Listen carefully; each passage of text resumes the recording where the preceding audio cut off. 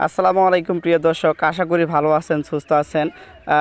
আজকে সকালে ঘুম থেকে ওঠার পরে আমাকে একজন ফোন দিয়ে বলল, ভাই মাঠে কাজ করতে গিয়েছিলাম, সেখানে কিন্তু রাসেল ভাইপারের বাচ্চা দেখতে পেয়েছি এবং কি মাঠে কাজ করার সময় তিনি কিন্তু রাসেল ভাইপারের বাচ্চাটিকে মেরেছে। প্রিয় দর্শক, আপনারা আমার স্ক্রিনে দেখতে পাচ্ছেন যে মোবাইল ফোনের যে এই মাঠে কিন্তু কয়েকজন কৃষক কিন্তু কাজ করতেছিল। কাজ করার সময় কিন্তু এই বাচ্চাটি বের হয়ে আসে। মূলত তারা মাঠের ভিতরে যে ঘাসগুলো ছিল কিন্তু খুবই অল্প পরিমাণ ঘাস, কিন্তু সাইটের কিন্তু বেশি পরিমাণ ঘাস ছিল। ঘাস থাকার কারণে বাতুরের যে আর কি আলের যে ঘাসগুলো ছিল সেটা কিন্তু তারা কেটে ফেলার সময় এবং আলের যে সাইডের যে মাটিগুলা সেগুলা কাটার সময় কিন্তু সাপটি বের হয়ে আসে এবং কৃষকের বেশ ভোগান্তির ভিতরে পড়তে হয়। এখন কৃষকরা এরকম ভাবে আর মাঠে কাজ করতে পারছে না। তাদের ভিতরে একটা ভয় সৃষ্টি হয়ে গিয়েছে যে মাঠে এসে কাজ করার সময় কিন্তু এরকম সাপ বের হলে অনেক তাদের কষ্টসাধ্যের ব্যাপার স্যাপার হয়ে যাচ্ছে। এই সাপ কিন্তু আমাদের ভারসাম্যকে রক্ষা করছে না এবং কৃষি খাতেও কিন্তু বেশ প্রভাব ফেলছে। এই যে আপনারা স্ক্রিনে দেখতে পাচ্ছেন যে রাসেল ভাইপার ধুরাকাটা চন্দ্রপুরা সাপটি কিন্তু অনেক বড়।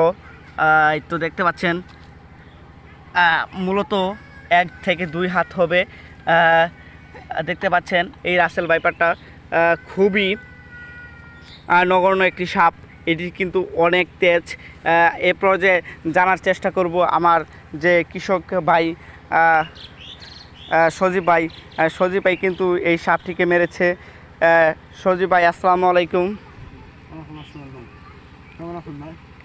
আলহামদুলিল্লাহ ভালো আছি।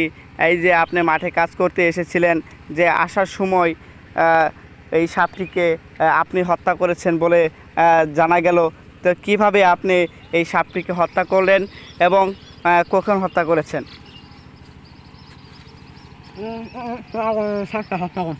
একটু আগে সাপটা কিভাবে আপনার সামনে এলো এবং আপনি কিভাবে সাপটিকে আঘাত করলেন?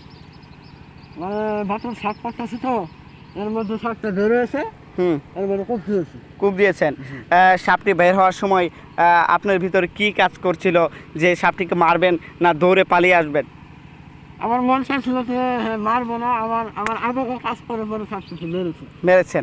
প্রথমত আপনি এই সাপটিকে কি সাপ হিসেবে ভেবেছিলেন, বা এটি চন্দ্রপুরা বা ঘুমা সাপ যেটা বলা হয় এবং কি নাইডুগা এবং ধরা সাপও বলা হয়, আপনি কি ভেবেছিলেন সাপটিকে দেখে? আমি প্রথমত ভেবেছিলাম যে একটা রাসেল ভাইপার, পরে ভাবছি যে একটা চন্দ্রপুরা সাপ। আপনি চন্দ্রপুরা এবং রাসেল ভাইপার ভেবে কিন্তু সাপটিকে আঘাত করেছেন, কিন্তু পরে দেখা যায় সেটি রাসেল ভাইপার সাপ নয়। ভাই, আপনার যে এখন কৃষি যে প্রধান, আপনাদের এই কাজগুলো করতে এখন আপনাদের কেমন লাগে, বা আপনাদের ভিতরে ভয় যে জিনিসটা এর কি আপনাদেরকে লাগে?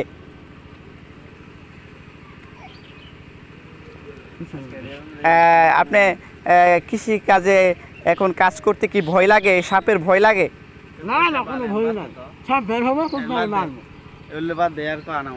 প্রিয় দর্শক, মাঠে কিন্তু অনেক ছোট বাচ্চারা এসেছে, এদেরকেও সাবধান করছি যেন মাঠে আসে না।